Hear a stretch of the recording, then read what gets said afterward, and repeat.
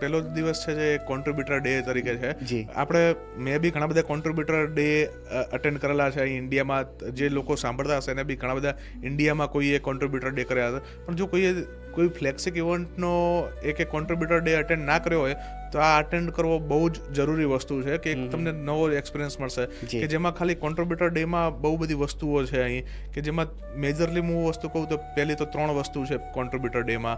તો એક તો કહી શકાય કે એક જે નોર્મલ કોન્ટ્રીબ્યુશન આપણે દરેક વર્ડકેમમાં કે આપણે કરતા હોઈએ તો એ તો હશે જ, કે દરેક ચેનલ જે છે કે કોર છે કે મેટા છે કે પ્લગઇન્સ છે, પેટર્ન્સ છે, એ બધા પોલીગ્લોટ્સ છે, એ બધાના ટેબલ્સ હશે ને એમાં કોન્ટ્રીબ્યુશન તો થતું જ હશે. રાઈટ. બીજું એક છે કે વર્કશોપ્સ ડિટેલ્સ.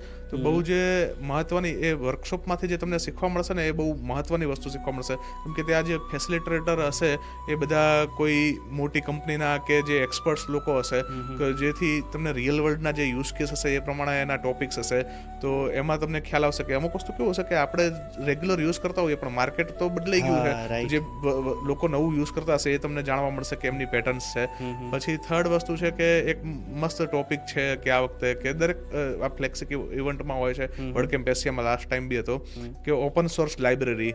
તો જે as a human as a book કહી શકો આપણે, કે ત્યાં અલગ અલગ ટોપિક્સ હશે લિસ્ટ કરેલા, વેબસાઇટ ઉપર બી હશે અને એના સ્કેડ્યુલ હશે. તો તમે એ સ્કેડ્યુલમાં ટોપિક ચૂઝ કરી શકો કે મારે આ ટોપિક સાથે કરવું છે. ત્યાં લાઇબ્રેરિયન હશે, ત્યાં લાઇબ્રેરિયનને તમે કહી શકો મારે આ ટોપિક છે. એ તમારા મેચિંગ થતો જે ટોપિક્સ હોય એમાં જે બી સામે હ્યુમન એઝ અ બુક કે અવેલેબલ હશે તો એ તમને 1-to-1 કન્વર્ઝેશન માટે ટાઈમ આપશે ને એક સ્પેસ આપશે કે જ્યાં તમે 1-to-1 એઝ અ લાઈક કે આપણે કેવું બુક રીડિંગ કરીને આપણે નોલેજ મેળવી શકીએ, એ રીતના પર્પસ છે કે રિયલ લાઈફ સ્ટોરીઝ શેર કરી શકીએ, કે આપણે આગળ શું કરવું છે કે એ બધું આપણે ત્યાં ડિસ્કસ કરી શકીએ.